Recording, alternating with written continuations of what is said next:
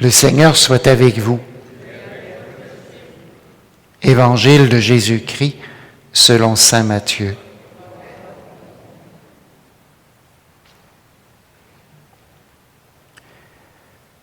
En ce temps-là, Jésus disait à la foule ces paraboles. Le royaume des cieux est comparable à un trésor caché dans un champ. L'homme qui l'a découvert le cache de nouveau.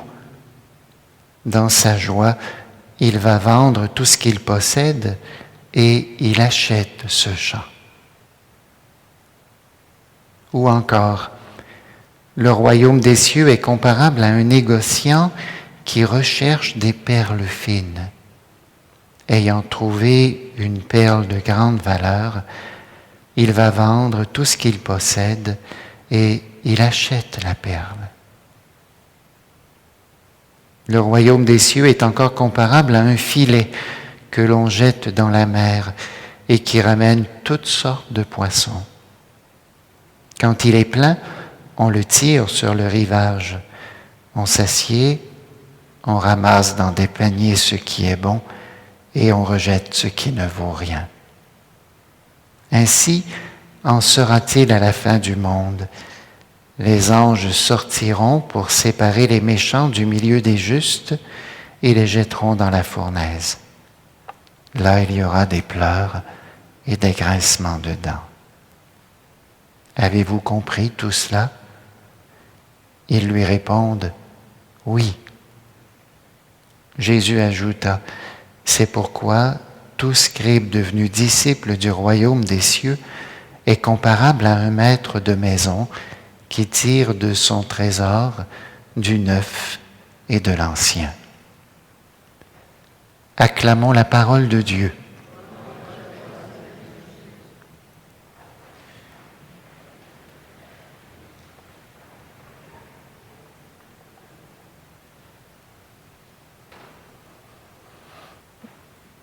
Quand on construit une maison, vous avez déjà fait cette expérience de vouloir accrocher un cadre sur un mur et que le clou ou la vis que vous prenez n'arrive pas dans le montant qui est caché.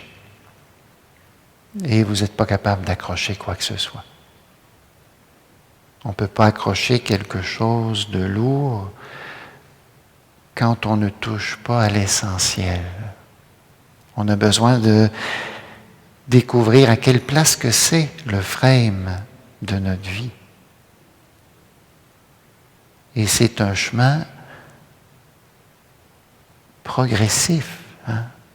Et là, au fond, vous pourriez vous-même prendre votre vie, toute l'histoire de votre vie, passer le grand filet, voir tout ce qui peut être présent dans votre histoire, et vous-même vous placer devant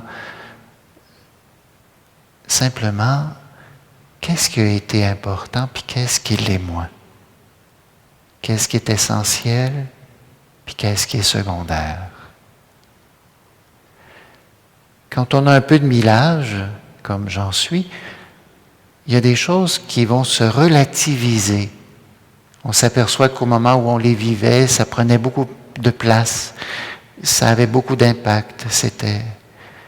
Puis avec le temps, on dirait qu'il y a d'autres choses qui peuvent se manifester comme étant l'essentiel, le plus important. Et là, parfois, ça nous prend à l'improviste, un peu comme le laboureur qui laboure son champ. Le soc de charrue accroche, on pense que c'est une roche, et c'est un trésor. Peut-être aussi que vous êtes de ceux ou de celles qui cherchaient des perles depuis longtemps, puis vous en avez trouvé de belles, c'est vrai. Puis à un moment donné, vous avez cette joie de découvrir quelque chose qui est encore plus précieux à vos yeux. Et je vous rappelle que parfois, comme pour les étoiles, c'est sur fond de nuit qu'on voit mieux ce qui brille. Toujours est-il qu'il y a un trésor dans votre vie. Il y en a un. Jésus le dit. Et ce trésor, pour être capable d'y goûter, il faut vendre tout ce que l'on possède. Qu'est-ce que ça veut dire? Ça veut dire que la possessivité nous empêche d'accueillir le trésor.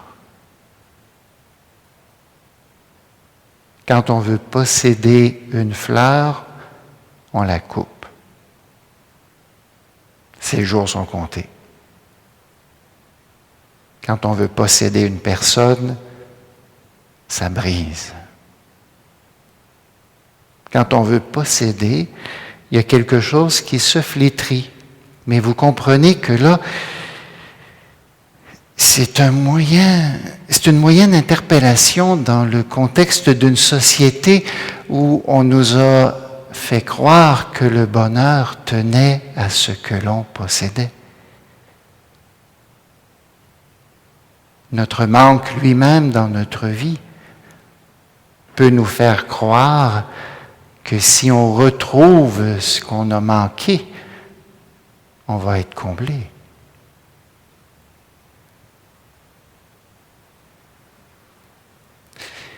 Et l'essentiel nous est donné.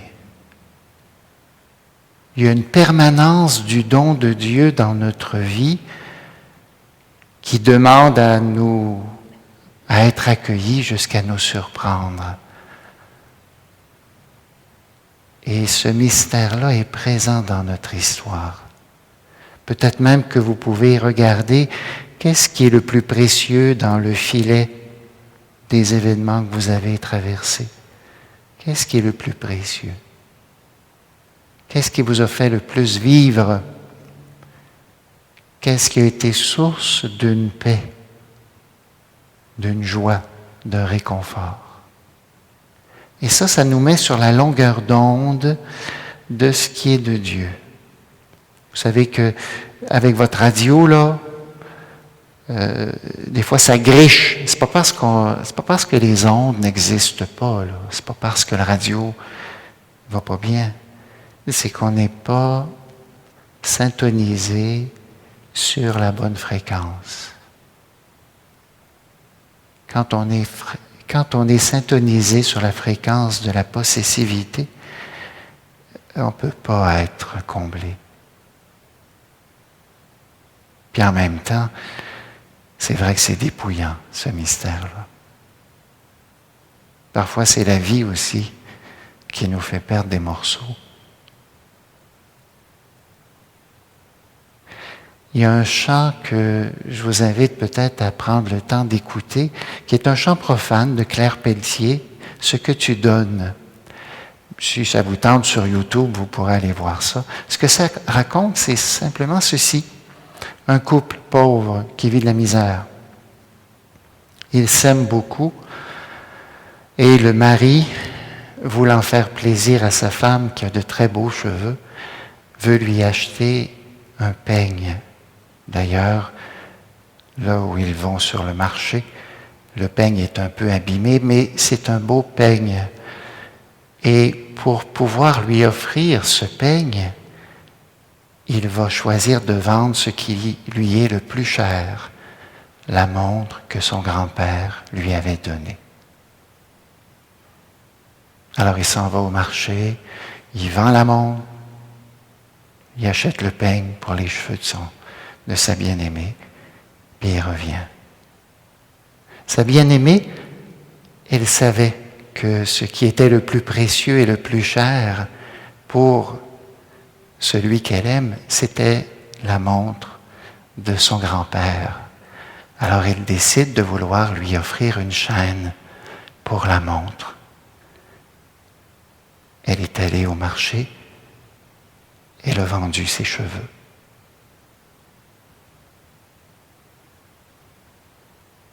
Elle est revenue, elle n'avait plus de cheveux et lui n'avait plus de montre.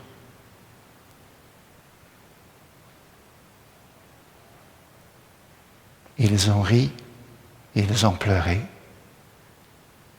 Ils se sont embrassés.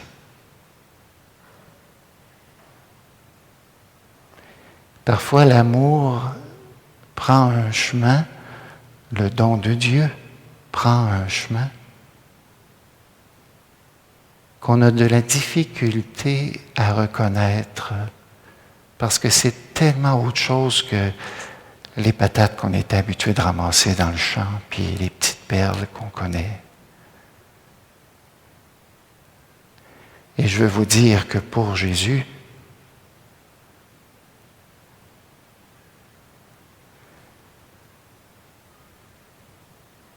il a tout vendu et tout donné.